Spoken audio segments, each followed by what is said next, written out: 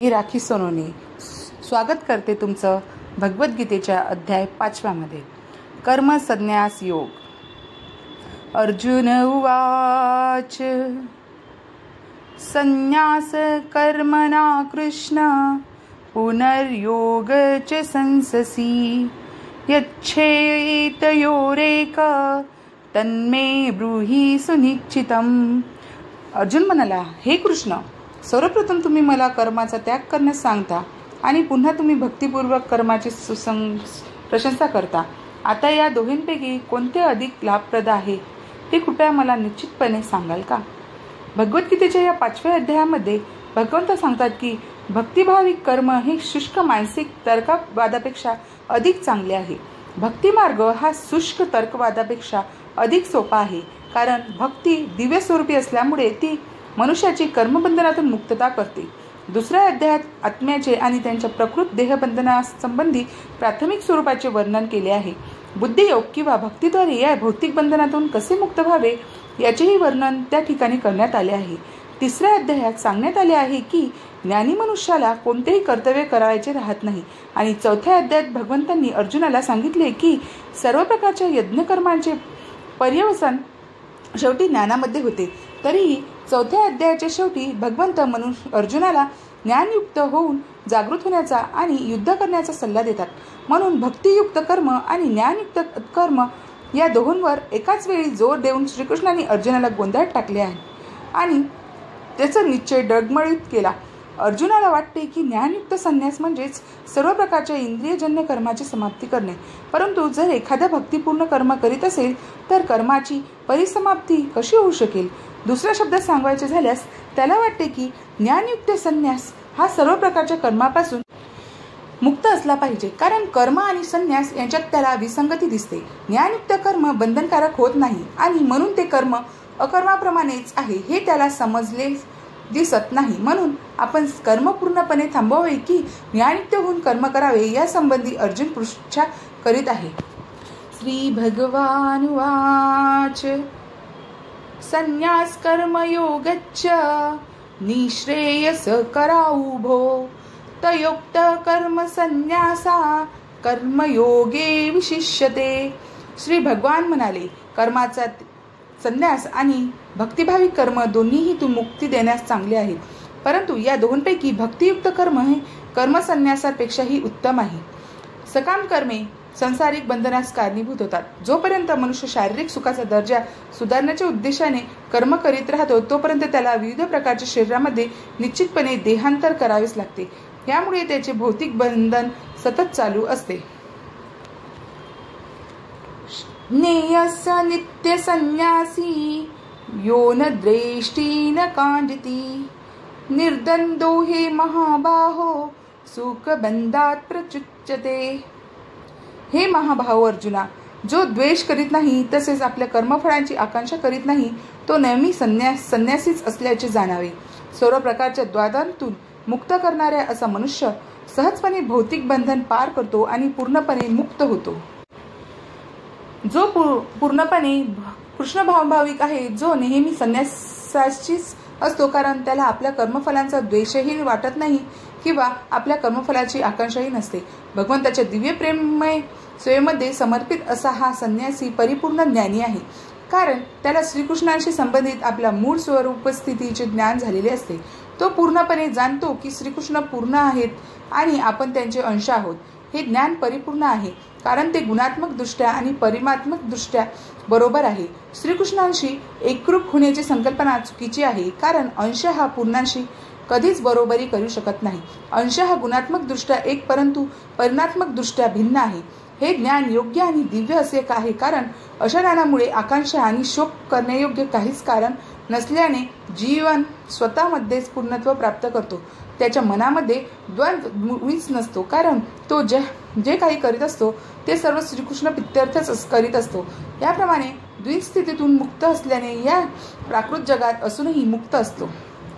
सांख्य योग पृथक् बाला प्रवंदती न पंडिता एकम्यास्थित सम्य गुफयोर्विंदते फलम. केवळ अज्ञानी लोकच भक्तियोग हा भौतिक जगताच्या विश्लेषणात्मक अध्ययनातून भिन्न आहे असे म्हणतात. जे लोक वस्तुतः ज्ञानी आहेत ते म्हणतात की या दोन्ही मार्गांपैकी कोणत्याही एका मार्गाचे चांगल्या रीतीने जो अनुसरण करतो त्याला दोन्ही मार्गाचे फळ प्राप्त होते. भौतिक अस्तित्वाचा आत्मा शोधणे हे भौतिक जगताच्या विश्लेषणात्मक अध्ययनाचे ध्येय आहे. भौतिक जगताचा आत्मा म्हणजे श्री विष्णू किंवा परमात्मा होय. भगत भक्ती म्हणजेच परमात्म्याची सेवा होय. एका प्रक्रियेमध्ये वृक्षाच्या मुळाचा शोध घेतला जातो आणि दुसऱ्या प्रक्रियेमध्ये वृक्षाच्या मुळाला पाणी घातले जाते. सांख्य तत्वज्ञानाचा वास्तविक अभ्यासक भौतिक जगताचे मूळ म्हणजेच श्री विष्णूचा शोध घेतो आणि नंतर परिपूर्ण ज्ञानाने मुक्त होऊन भगवत सेवेमध्ये संलग्न होतो. त्यामुळे तात्विकदृष्ट्या दोन्ही प्रक्रियांमध्ये काहीच फरक नाही, कारण दोन्हींचे ध्येय श्री विष्णूच आहेत. ज्यांना अंतिम ध्येय ज्ञात नाही तेच म्हणतात की सांख्य आणि कर्मयोगाचे ध्येय एक नाही, परंतु जो ज्ञानी आहे तो या दोन्ही भिन्न प्रक्रियांचे ध्येय एकच असल्याचे जाणतो. यत्सांख्ये प्राप्यते स्थान तद्योगेरपि गम्यते एक सांख्यच योगच्च यश पच्चस पच्यति. जो जाणतो की सांख्य योगाद्वारे प्राप्त होणारे स्थान भागवत भक्तीद्वारेही प्राप्त होऊ शकते आणि म्हणून जो सांख्य योग आणि भक्ती योगाला समान रूपामध्ये पाहतो तोच यथार्थपणे पाहणारा होय. तत्वशोधनाचा वास्तविक हेतू जीवनाच्या परमध्येयाचा शोध घेणे हा आहे. जीवनाचे अंतिम ध्येय आत्मा साक्षात्कार असल्यामुळे दोन्ही प्रक्रियांच्या निष्कर्मात मुळीच भेद नाही. सांख्य तत्वाद्वारे मनुष्य या निष्कर्माप्रयोगी जीव हा भौतिक जगताचा अंश नसून परमात्म्याचा अंश आहे. परिणामी आत्म्याला भौतिक जगताशी काहीच कर्तव्य नाही आणि त्यांचे सर्व कर्मे परमात्म्याशी संबंधित असली पाहिजे. जेव्हा तो कृष्ण भावनाभरायानं कर्म करीत असतो तेव्हा वास्तविकपणे तो आपल्या मूळ स्वरूप परिस्थितीमध्ये स्थित असतो. सांख्ययोग या पहिल्या प्रक्रियेमध्ये मनुष्याने भौतिक जगतापासून अनासक्त झाले पाहिजे आणि भक्तियोग प्रक्रियेमध्ये मनुष्याने कृष्ण भावनाभावित कर्मामध्ये आसक्त झाले पाहिजे. वास्तविकपणे जरी वरकरणी एका प्रक्रियेमध्ये अनासक्ती आणि दुसऱ्या प्रक्रियेमध्ये आसक्ती दिसते तर दोन्ही प्रक्रिया सारख्याच आहेत. प्रकृतीपासून अनासक्ती आणि श्रीकृष्णांप्रती आसक्ती या दोन्ही गोष्टी एकच आहेत. जो हे पाहतो तो सर्व गोष्टींना यथार्थ स्वरूपात पाहतो. संन्यासस्तु महाबाहो दुःखमाप्तुमयो गतः योगयुक्तो मुनिर्ब्रह्म न चरेनाधिगच्छति. भगवत भक्तीमध्ये युक्त न होता केवळ सर्व कर्मापासून संन्यास घेतल्याने मनुष्य सुखी होऊ शकत नाही, परंतु भक्तीमध्ये युक्त असलेला मुनी व्यक्ती विनाविलंबित ब्रह्माची प्राप्ती करतो. संन्यासाचे दोन प्रकार आहेत. मायावादी संन्यासी हे सांख्य तत्वज्ञानाचे अध्ययन करीत असतात, जर वैष्णव संन्यास हे वेदांत सूत्रावरील यथार्थ भाष्य असणाऱ्या भागवत भक्त तत्वज्ञानाचे अध्ययन करीत असतात. मायावादी संन्यासी सुद्धा वेदांत सूत्राचेच अध्ययन करीत असतात, पण ते स्वतःच्या शंकराचार्यकृत शारीरिक भाष्याचा उपयोग करतात. भागवतपंथी विद्यार्थी हे पाश्चरात्रीची विधीनुसार भक्तीमध्ये युक्त असतात. म्हणून भगवत सेवेप्रत्यर्थ वैष्णव संन्यासी अनेक प्रकारच्या कर्मामध्ये संलग्न असतात. वैष्णव संन्याशांना भौतिक कार्याची मुळीच देणे घेणे नसते आणि तरी ते आपल्या भक्तीमध्ये विविध प्रकारचे कार्य करीत असतात. परंतु सांख्य वेदांत आणि तर्कवादाचे अध्ययन करण्यात मग्न असलेले मायावादी संन्यासी भगवत भक्तीचे आस्वादन करू शकत नाहीत. त्यांचे अध्ययन अत्यंत क्लिष्ट असल्या कारणाने ते कधी कधी ब्रह्मज्ञानाला कंटाळतात आणि याप्रमाणे ते योग्य ज्ञानाशिवाय श्रीमद भागवताचा आश्रय घेतात. या वास्तव त्यांचे श्रीमद भागवताचे अध्ययनही कष्टप्रद होते. योगयुक्तो विशुद्धात्मा विजितात्मा जितेंद्रिय सर्वभूतात्मभूतात्मा कुर्वत्मत्ति न विलिप्यते. जो भक्तिपूर्ण कर्म करतो, विशुद्ध आत्मा आहे आणि आपले मन व इंद्रिय संयमित करतो, तो सर्वांना प्रिय असतो आणि सर्वजण त्याला प्रिय असतात. असा मनुष्य जरी कर्म करीत असला तरी तो कधीच बद्ध होत नाही. जो कृष्ण भावनेद्वारे मुक्तिपथावर असतो तो सर्व प्राणी मात्रांना प्रिय असतो आणि सर्व प्राणी मात्र त्याला प्रिय असतात. हे त्याच्या कृष्ण भावनेमुळे शक्य होते. ज्याप्रमाणे वृक्षाची पाने आणि शाखा वृक्षापासून निराळ्या नसतात, त्याचप्रमाणे अशा मनुष्याला कोणताही जीव श्रीकृष्णापासून भिन्न आहे असे वाटणे शक्य नसते. योग्य रीतीने जाणतो की वृक्षाच्या मुळाशी पाणी घातल्याने ते पाणी सर्व शाखा आणि पानांना पुरविले जाते, किंवा उदराला अन्न पुरवठा केल्याने अन्नापासून प्राप्त होणारी शक्ती आपोआपच संपूर्ण शरीराला पुरविली जाते. कृष्ण भावनायुक्त कर्म करणारा मनुष्य सर्वांचा सेवक असल्याने तो प्रत्येकाला प्रिय असतो आणि प्रत्येकजण त्याच्या कर्मामुळे संतुष्ट असल्याकारणाने त्याची भावना विशुद्ध असते. त्याची चेतना शुद्ध असल्यामुळे त्याचे मन पूर्णपणे संयमित असते आणि त्याचे मन संयमित असल्याकारणाने त्याची इंद्रिये सुद्धा संयमित असतात. त्यांचे मन नेहमी श्रीकृष्णावर स्थिर असल्यामुळे तो श्रीकृष्णापासून विचलित होण्याची कधीच शक्यता नसते. तसेच तो आपली इंद्रिय भगवत सेवेत व्यतिरिक्त इतरत्र कुठेही मग्न करण्याचाही संभव नसतो. श्रीकृष्णाशी संबंधित कथांशिवाय इतर काहीही ऐकणे, श्रीकृष्णांना अर्पण न केलेला असा कोणताही पदार्थ खाणे त्याला आवडत नाही आणि श्रीकृष्णाचे ज्या ठिकाणी संबंध नाही अशा कोणत्याही ठिकाणी जाणे त्याला आवडत नाही. म्हणून त्याची इंद्रिये संयमित असतात. संयमित इंद्रिय असणारा मनुष्य कोणालाही दुखवू शकत नाही. एखादा विचारेल की युद्धामध्ये अर्जुन इतका आक्रमक का होता? तो कृष्ण भावनाभावित नव्हता का? अर्जुन हा केवळ वरकरणी आक्रमक होता, कारण आत्म्याचा कधीच वध होऊ शकत नसल्यामुळे युद्धभूमीवरील सर्व उपस्थित व्यक्ती शाश्वत काळासाठी स्वतंत्रच राहणार होते. म्हणून आध्यात्मिकदृष्ट्या कुरुक्षेत्रावरील युद्धभूमीमध्ये कोणाचाही वध झाला नव्हता, तर प्रत्यक्ष उपस्थित असलेल्या श्रीकृष्णाच्या आज्ञेनुसार केवळ त्याची वस्त्रे बदलण्यात आली होती. म्हणून कुरुक्षेत्रावरील युद्धभूमीमध्ये युद्ध करणारा अर्जुन स्वतः आता मुळीच युद्ध करीत नव्हता, तर तो पूर्णपणे कृष्ण भावनाभावित होऊन श्रीकृष्णाच्या आज्ञेचे पालन करीत होता. असा मनुष्य कर्मबंधनातून कधीही गुंतत नाही. नैव किच्चत्रोमीति युक्त मन्येत तत्त्ववित पच्छच्छन्म पृश्यनिग्र नन्नच्छ गच्छ स्वप्न स्वसन प्रलप्नीत सृजन्न गृहतृ मिश्र मिश्र मिश्रम्यपि इंद्रियाणि इंद्रियार्थेषु वर्तनन्त इति धारयन्. दिव्य भावनायुक्त मनुष्य जरी पाहत असला, ऐकत असला, स्पर्श करीत असला, वास घेत असला, खात असला, हालचाल करीत असला, झोपत असला आणि श्वसन करीत असला, तरी त्याला आपल्या ठाई नेहमी माहीत असते की वस्तुतः आपण काहीच करीत नाही.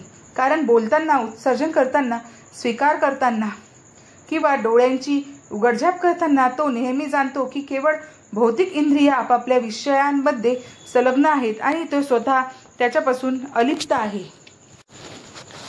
कृष्ण भावनाभावित मनुष्याचे जीवन विशुद्ध असते आणि म्हणून तात्कालिक आणि दूरवर्ती अशा कर्ता, कर्म, अधिष्ठान, प्रयत्न आणि देव या 5 कारणांवर अवलंबून असणाऱ्या कर्माशी त्याला काहीच कर्तव्य नसते, कारण तो श्रीकृष्णाच्या दिव्य प्रेममयी सेवेमध्ये युक्त असतो. जरी तो आपल्या शरीर आणि इंद्रियांद्वारे कार्य करीत असल्याचे दिसले तरी त्याला आपल्या वास्तविक स्वरूपाचे आध्यात्मिक सेवेची नेहमी जाणीव असते.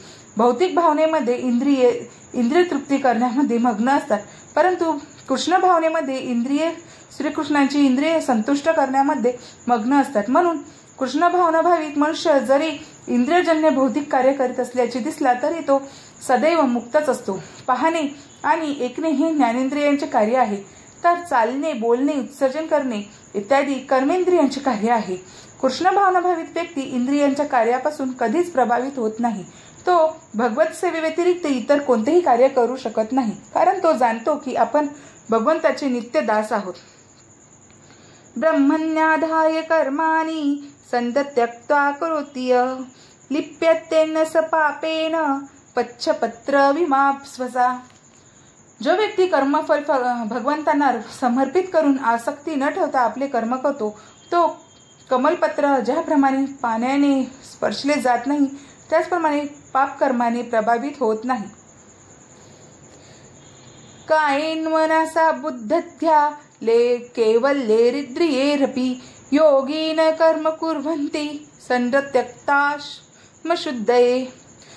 योगीजन आसक्तीचा त्याग करून शरीर, मन, बुद्धी आणि इंद्रियांनी सुद्धा केवळ शुद्धीकरणासाठी कर्म करतात. जेव्हा मनुष्य श्रीकृष्णाच्या इंद्रियांच्या संतुष्टी प्रित्यर्थ कृष्ण भावनायुक्त कर्म करतो, तेव्हा त्याचे मन, शरीर, बुद्धी किंवा इंद्रियांद्वारे केलेले कोणतेही कर्म भौतिक कल्पक्षापासून शुद्ध होते. कृष्ण भावनाभावित मनुष्याचे केलेल्या कर्मापासून कोणतेही भौतिक फल निर्माण होत नाही. म्हणून शुद्ध कर्मे ज्यांना सामान्यतः सदाचार म्हटले जाते ती कर्मे कृष्ण भावनाभावित झाल्याने सहजपणे करता येतात. युक्त कर्म फल त्यक्त्वा शांती पाप्नोति नेष्टी किन्म अयुक्ता कामकारेण फले सक्तो निबध्यते. निष्ठेने भक्ती करणारा जीव अढळ शांतता प्राप्त करतो, कारण तो आपल्या सर्व कर्मांची फळे मला अर्पण करतो. परंतु जो भगवंताशी संबंधित नाही आणि जो आपल्या श्रमामुळे निर्माण होणाऱ्या कर्मफलांचा लोभी आहे तो बद्ध होतो. कृष्ण भावनाभावित मनुष्य आणि देहात्म बुद्धी असणारा मनुष्य यातील भेद हाच आहे की कृष्ण भावनाभावित मनुष्य श्रीकृष्णावर आसक्त असतो, तर देहात्म बुद्धी असणारा मनुष्य आपल्या कर्मफलांवर आसक्त असतो. जो व्यक्ती श्रीकृष्णावर आसक्त आहे आणि केवळ श्रीकृष्ण प्रीत्यर्थच कर्म करीत आहे तो निश्चितच हुतात्मा आहे आणि त्याला आपल्या कर्मफलाबद्दल मुळीच चिंता नसते. श्रीमद भागवतात सांगण्यात आले आहे की परम सत्याच्या ज्ञानाच्या अभावी म्हणजेच द्वंद्व भावामध्ये केलेले कर्म हेच मनुष्याच्या कर्मफलावरील आसक्तीचे कारण बनते. भगवान श्रीकृष्ण हेच परम सत्य आहेत. कृष्ण भावनेमध्ये द्वंद्व नसते. अस्तित्वातील सर्व वस्तू श्रीकृष्णाच्या शक्तीमुळे निर्माण होतात आणि श्रीकृष्ण हे सर्व मंगलमय आहेत. म्हणून कृष्ण भावनाभावित कर्मे ब्रह्मस्तरावरील असतात, तसेच ती दिव्य असतात आणि त्यांना भौतिक कर्मफल नसते. वास्तव कृष्ण भावनाभावित मनुष्याला शांती प्राप्त होते, परंतु इंद्रिय तृप्तीकरिता जो लाभ गणतीत गुंतलेला आहे त्याला अशी शांती प्राप्त होऊ शकत नाही. श्रीकृष्णाव्यतिरिक्त इतर कशाचेही अस्तित्व नाही. त्याला साक्षात्कार होणे हाच निर्भयता व शांतीचा स्तर आहे आणि हेच कृष्ण भावनेचे रहस्य आहे. सर्व कर्माणि मनसा संन्यस्यास्ते सुखवशी नवद्वारे पुरे देही नैव कुर्वन्न कारयन्. जेव्हा देहधारी जीव आपली प्रकृती संयमित करतो आणि मनाद्वारे सर्व कर्माचा त्याग करतो तेव्हा तो कर्म न करता तसेच कर्म न करविता 9 द्वारे असलेल्या या नगरात सुखाने राहतो. देहधारी जीव हा 9 द्वारे असलेल्या नगरात राहतो. देहाची किंवा देहरूपी नगराची कर्मे प्रकृतीच्या विशिष्ट गुणांद्वारे आपोआपच केली जातात. जीव जरी शरीरावस्थेमुळे प्रभावित होत असला तरी त्याची इच्छा असल्याने तो त्या शरीरावस्थेच्याही पलीकडे जाऊ शकतो. आपल्या श्रेष्ठ प्रकृतीचे विस्मरण झाल्यामुळे तो भौतिक देहाशी तादात्म्य करतो आणि म्हणून तो दुःख भोगतो. कृष्ण भावनेद्वारे तो आपले मूळ स्वरूप जागृत करून देहातून मुक्त होऊ शकतो. त्यामुळे जेव्हा कृष्ण भावनेचा अंगीकार करतो तेव्हा तो शरीरातील क्रियांपासून पूर्णतया अलिप्त होतो. न कर्तृत्व न कर्माणि लोकस्य सृजति प्रभु न कर्मफले संयोग स्वभावस्तु प्रवर्तते. देहरूपी नगराचा स्वामी देहधारी जीव हा कर्माची निर्मिती करीत नाही, तसेच तो लोकांना कार्य करण्यास प्रवृत्तही करीत नाही किंवा कर्मफलेही निर्माण करीत नाही. हे सर्व कार्य प्राकृतिक गुणांद्वारे केले जाते. 7व्या अध्यायात सांगितले जाईल की जीव हे भगवंताची एक प्रकारची शक्ती किंवा प्रकृती आहे आणि ते भगवंताच्या अपरा किंवा कनिष्ठ प्रकृतीपासून भिन्न आहे. कोणत्या तरी कारणास्तव पराग प्रकृतीवरून जीव अनादी कालापासून भौतिक प्रकृतीशी संबंधित आहे. जीवाने प्राप्त केलेले तात्पुरते शरीर किंवा भौतिक निवासस्थान हे विविध प्रकारच्या कर्माचे तसेच त्यापासून प्राप्त होणाऱ्या कर्मफलाचे कारण ठरते. अशा बद्धावस्थेत राहिल्याने जीव अज्ञानामुळे स्वतःच्या शरीराची तादात्म्य करून शरीराच्या कर्माची फळे भोगते. अनादी कालापासून प्राप्त केले जाग्यात हेच शरीराच्या दुःख क्लेशांना कारणीभूत असते. ज्या क्षणी जीव शारीरिक कर्मापासून अलिप्त होतो तत्क्षणी तो कर्मफलातूनही मुक्त होतो. जोपर्यंत तो देहरूपी नगरात असतो तोपर्यंत तो या देहाचा स्वामी असल्यासारखा वाटतो, परंतु वस्तुतः तो देहाच्या कर्माचा आणि कर्मफलांचा स्वामीही नसतो किंवा नियंत्रकही नसतो.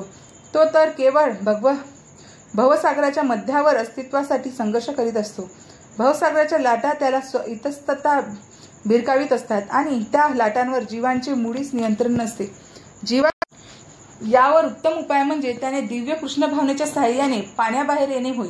केवळ ही दिव्य कृष्ण भावनाच त्याचे भ्रमापासून रक्षण करेल. नादस्ते कस्यचित् पाप न चैव सुकृत विभुः अज्ञानेनावृत्त ज्ञान तेन मृह्यति जान्तव. तसेच जगवंत कोणाचेही पाप किंवा पुण्यकर्मे ग्रहण करीत नाहीत. तथापि देहधारी जीव हे त्याच्या वास्तविक ज्ञान आच्छादित करणाऱ्या अज्ञानामुळे मोहित होतात. ज्ञानेन तु तदज्ञान एषा नाशीतनात्मनं तेषामादित्यवज्ञान प्रकाशयति तत्परम्. परंतु जेव्हा अज्ञानाचा नाश करणाऱ्या ज्ञानाने जीव प्रबुद्ध होतो, तेव्हा ज्याप्रमाणे सूर्य दिवसा सर्व वस्तूंना प्रकाशित करतो, त्याप्रमाणे त्याचे ज्ञान सर्व गोष्टी प्रकट करते. श्रीकृष्णांना जे विसरले आहेत ते निश्चितच भ्रमित झालेले असतात, परंतु जे श्रीकृष्ण भावनाभावित असतात ते मुळीच भ्रमित नसतात. भगवद्गीतेमध्ये सांगण्यात आले आहे की सर्व ज्ञानप्लवे ज्ञानाग्री सर्व कर्माणी आणि न हि ज्ञानेन सदृशम. ज्ञान हे सदैव महत्त्वपूर्ण आहे आणि ते ज्ञान म्हणजे काय आहे. 7व्या अध्यायातील 19व्या श्लोकामध्ये सांगितल्याप्रमाणे परिपूर्ण ज्ञानाची प्राप्ती म्हणून जेव्हा श्रीकृष्णांना शरण जातो तेव्हा होते. बहुना जन्मनामध्ये ज्ञानवात्मा प्रपद्यते. अनेकानेक जन्मानंतर जेव्हा परिपूर्ण ज्ञानी मनुष्य श्रीकृष्णांना शरण जातो तेव्हा जेव्हा श्रीकृष्ण भावनेची प्राप्ती करतो तेव्हा ज्याप्रमाणे सूर्य दिवसा सर्व गोष्टी प्रकाशित करतो त्याचप्रमाणे त्या मनुष्याला सर्व गोष्टी प्रकट होतात. जीव विविध प्रकारे मोहित होतो. उदाहरणार्थ जेव्हा तो स्वतःला मूर्खपणे भगवंत समजतो तेव्हा तो अज्ञानाच्या जंजाळात पडतो. जर जीव हा परमेश्वर असेल तर तो अज्ञानाने मोहित कसा होऊ शकतो. भगवंत अज्ञानाने मोहग्रस्त होतात काय, तर जसे असेल तसे अज्ञान किंवा शैतान भगवंतापेक्षाही श्रेष्ठ असले पाहिजे. वास्तविक ज्ञानाची प्राप्ती परिपूर्ण कृष्ण भावनाभावित मनुष्याकडून होऊ शकते. म्हणून मनुष्याने असा प्रमाणित आध्यात्मिक गुरु शोधला पाहिजे आणि त्याच्या मार्गदर्शनाखाली कृष्ण भावनेचे ज्ञान जाणून घेतले पाहिजे. तत्बुद्धयस्तदात्मान सत्रिनाष्टतपरायणा गच्छन्त्य पुनरावृत्ती ज्ञानंदी धृतकल्मषा. जेव्हा मनुष्याची बुद्धी, मन, निष्ठा आणि आश्रय हे सर्व भगवंतावर स्थिर होते तेव्हा पूर्ण ज्ञानाद्वारे त्याची सर्व कल्मशे धुतली जातात आणि याप्रमाणे तो सहज मुक्तिपथावर अग्रेसर होतो. भगवान श्रीकृष्ण हे दिव्य परमसत्य आहेत. श्रीकृष्ण हेच पुरुषोत्तम श्री भगवान आहेत. या उपदेशावरच संपूर्ण भगवद्गीता केंद्रित झाली आहे. सर्व वैदिक शास्त्रांचेही हेच मत आहे. परतत्व म्हणजेच परमसत्य होय आणि तत्ववेत्ते या परतत्वालाच ब्रह्म, परमात्मा आणि भगवान म्हणून जाणतात. भगवान हे सर्वोच्च परतत्व आहेत. भगवंताहून अधिक दुसरे काहीही नाही. भगवान सांगतात की मत्त परतर नान्यय किंचिदस्ति. धनंजया निर्विशेष ब्रह्मचा आधारही श्रीकृष्णच आहे. विद्या विनय संपन्ने ब्राह्मणे गविहस्तिनी शुनी चैव श्वपाके च पंडिता समदर्शिन. विनम्र साधू व्यक्ती यथार्थ ज्ञानाच्या आधारे विद्या विनय संपन्न ब्राह्मण, गाय, हत्ती, कुत्रा आणि चांडाळ या सर्वांना समदृष्टीने पाहते. कृष्ण भावनाभावित मनुष्य जाती किंवा योनी यामध्ये मुळीच भेद करीत नाही. सामाजिकदृष्ट्या ब्राह्मण आणि चांडाळ हे भिन्न असतील किंवा योनींना विचार करता कुत्र, गाय आणि हत्ती हेच भिन्न असतील, परंतु विद्वान पंडिताच्या दृष्टीने हे शारीरिक भेद निरर्थक आहेत, कारण ते सर्व भगवंताशी संबंधित आहेत आणि भगवंत परमात्मा या आपल्या विस्तारित रूपाद्वारे प्रत्येकाच्या हृदयामध्ये स्थित आहेत. परम सत्याचे असे हे ज्ञान म्हणजेच वास्तविक ज्ञान आहे. निरनिराळ्या जाती किंवा योनीमधील शरीराचा विचार केल्यास भगवंत प्रत्येकावर सारखेच दयाळू आहेत, कारण ते प्रत्येक प्राणीमात्राला मित्रत्वानेच वागवितात आणि जीवाच्या बाह्य स्थितीचा विचार न करता ते परमात्म्या रूपाने प्रत्येक प्राणीमात्रांमध्ये वास करतात. इहेव तेर्जित सर्गो एषा साम्य स्थित मन निर्दोष हि सम ब्रह्म तस्माद ब्रह्मणी ते स्थिता. ज्याचे मन एकत्व आणि समतेत स्थित झाले आहे त्यांनी जन्म आणि मृत्यूच्या बंधनावर पूर्वीच विजय प्राप्त केला आहे. ते ब्राह्मणाप्रमाणेच निर्दोष आहेत आणि याप्रमाणे ते पूर्वीच ब्रह्मामध्ये स्थित झालेले असतात. वर उल्लेख केल्याप्रमाणे मनाची साम्यावस्था म्हणजे आत्मसाक्षात्काराचे लक्षण आहे. ज्यांनी वास्तविकपणे अशा अवस्थेची प्राप्ती केली आहे त्यांनी भौतिक बंधने विशेषतः जन्म आणि मृत्यू यावर विजय प्राप्त केल्याचे जाणले पाहिजे.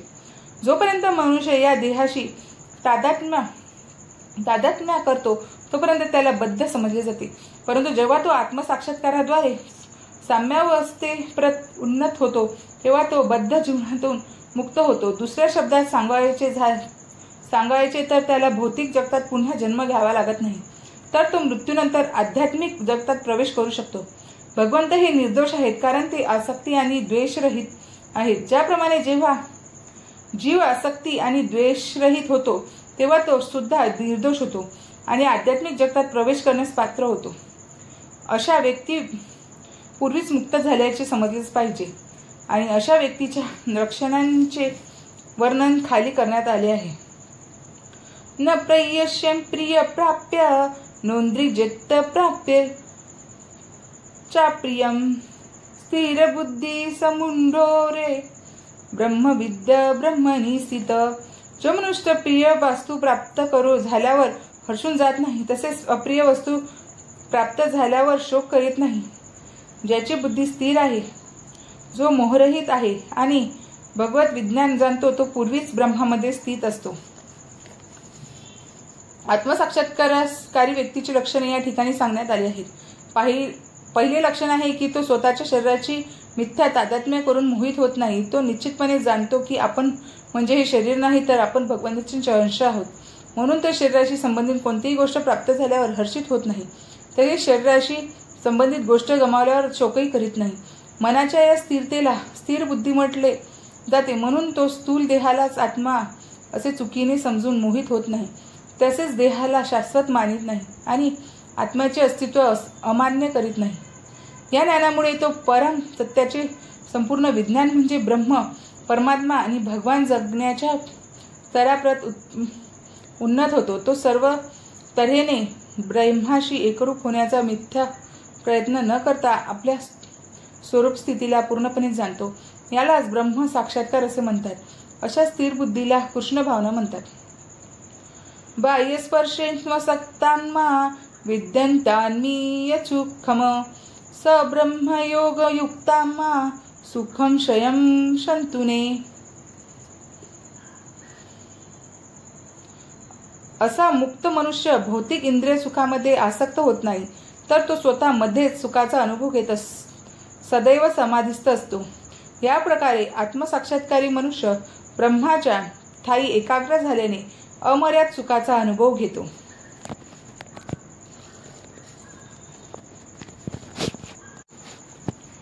ये हि सस्पर्शजा भोगा दुःख योनय एव ते आद्यंतवंत कोणतेय न तेषु रमते बुधः.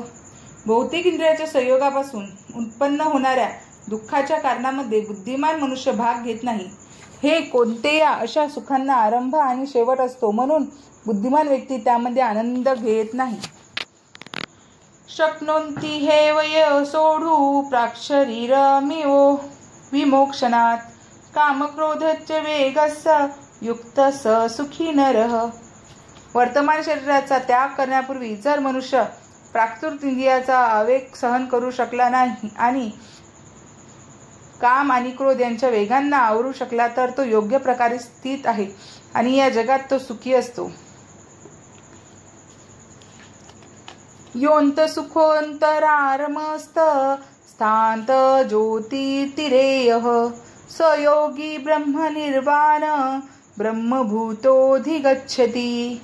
ज्यांचे सुख अंतःकरणात आहे, जो अंतरात सक्रिय आहे आणि अंतरातच आनंद अनुभवत असतो, आणि ज्यांचे ध्येय अंतरातच आहे तो वास्तविकपणे परिपूर्ण योगी आहे. तो ब्रह्मामध्ये युक्त होतो आणि शेवटी ब्रह्माची प्राप्ती करतो. लभन्ते ब्रह्मनिर्वाण मृष्ययशशिन कल्मषा छिन्न देत्ता यतात्मान सर्वभूतहिते रता. जे संशयापासून उत्पन्न होणाऱ्या द्वादांच्या पलीकडे आहेत, ज्यांचे मन अंतरातच रममान झाले आहे, जे सर्व जीवांच्या कल्याणार्थ कार्य करण्यामध्ये नेहमी व्यस्त असतात आणि जे सर्व पापांपासून मुक्त आहेत ते ब्रह्मामध्ये मुक्तीची प्राप्ती करतात. कामक्रोधामिमुक्ताना यतीना यतचेतसाम अभितो ब्रह्मनिर्वाण वर्तते विदितात्मनाम. जे क्रोध आणि सर्व भौतिक इच्छांपासून मुक्त आहेत, आत्मसाक्षात्कारी आत्मसंयमी आहेत आणि सतत पूर्णत्वाकरिता प्रयत्न करीत आहेत, त्यांना निकट भविष्यकाळात ब्रह्मामधील मुक्तीची निश्चिती असते. स्पर्शात कृत्वा बहिर्बाह्य शुच्यत्वेत्तांतरे भुवो प्राणापानो समुकृत्ता नासाभ्यन्ति चारिणो यतेन्द्रिय मनोबुद्धि मुर्मिनोक्ष परायणम विगतेच्छा भय क्रोधो यदा सदा मुक्त एव स. सर्व बाह्य इंद्रिय विषयक रोखून दोष व भुयांमध्ये दृष्टी एकाग्र करून नाकपुड्यांमध्ये प्राण आणि अपान वायूंना रोखून आणि याप्रमाणे मन इंद्रिये आणि बुद्धी संयमित करून मोक्षप्राप्तीचे ध्येय असणारा मुनी इच्छा भय आणि क्रोधापासून मुक्त होतो. जो मनुष्य नित्य या अवस्थेत असतो तो निश्चितच मुक्त असतो. भोक्तार यज्ञ तपस्सा सर्वलोक महेश्वरम सुह्य सर्वभूताना ज्ञात्वा मा शांती मृच्छति. मी सर्व यज्ञ आणि तपस्यांचा परम भोक्ता, सर्व ग्रहलोक आणि देवतांचा परमेश्वर आणि मी सर्व जगांचा हितकर्ता व सर्व जीवांच्या कल्याणाची इच्छा करणारा आहे हे जाणून माझे पूर्ण ज्ञान असणारा सांसारिक दुःखापासून शांती प्राप्त करतो. मायाशक्तीच्या कचाट्यात सापडलेले सर्व बद्ध जीव या भौतिक जगतात शांती प्राप्त करण्यासाठी अत्यंत उत्सुक असतात, परंतु भगवद्गीतेच्या या श्लोकामध्ये वर्णिलेले शांतीचे सूत्र त्यांना माहीत नाही. सर्वश्रेष्ठ शांतीसूत्र केवळ हेच आहे की भगवान श्रीकृष्ण हे सर्व मानवी कार्याचे भोक्ता आहेत. सर्व काही भगवंताच्या दिव्य सेवेमध्ये अर्पण केले पाहिजे, कारण ते सर्व ग्रहलोकांचे आणि त्यामधील देवदेवतांचे अधिपत आहेत. त्यांच्याहून श्रेष्ठ कोणीही नाही. हा 5वा अध्याय म्हणजे श्रीकृष्ण भावनेचे व्यावहारिक विश्लेषण आहे व याला सामान्यतः कर्मयोग म्हणून आणले जाते. कर्मयोग असा मुक्तिदायक होऊ शकतो या मानसिक तर्कवादाच्या प्रश्नाने उत्तर या ठिकाणी देण्यात आले आहे. कृष्ण भावनावित कर्म करणे म्हणजेच भगवंत हे सर्वांचे अधिपती आहेत या पूर्ण ज्ञानाने युक्त होऊन कर्म करणे होय. असे कर्म हे दिव्य ज्ञानाहून भिन्न नाही. प्रत्यक्ष कृष्ण भावना म्हणजे भक्तियोग आहे आणि ज्ञानयोग हा भक्तियोगाकडे घेऊन जाणारा मार्ग आहे. अष्टांग योगाचे कृष्ण भावनेमध्ये आपोआपच आचरण होते आणि यामध्ये अंतिम हेतू साध्य होतो. यम, नियम, आसन, प्राणायाम, प्रत्याहार, धारणा, ध्यान आणि समाधी यांच्या आचरणाने यथावकाश उन्नतावस्था प्राप्त होते. परंतु भक्तियोगातील पूर्णतेची ही केवळ पूर्वतयारी आहे आणि भक्तिपूर्ण सेवा हीच मानवजातीला शांती प्रदान करू शकते. हीच जीवनाची परमोच्च सिद्धी आहे. अशा प्रकारे भगवद्गीतेचे कर्मसन्यास योग या 5व्या अध्यायावरील भक्तिवेदांश भाष्य संपन्न.